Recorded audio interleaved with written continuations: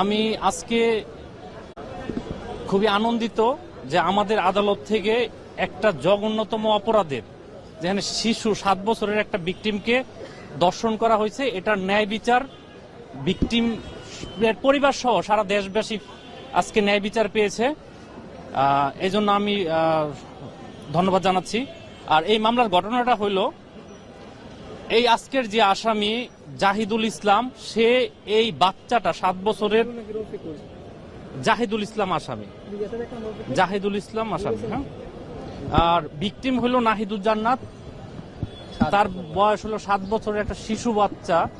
তাকে সে আরবি প্রাইভেট পড়াইতো। আরবি প্রাইভেট পড়াইতে আইসা ঘটনার দিন সে ঘটনাস্থলে ভিকটিমের বাবা মা না থাকায় ওই সুযোগে সে ধর্ষণ করে, এবং ধর্ষণ পরবর্তীতে এটা মামলা হয়। মামলা হওয়ার পরে আমাদের কোর্টে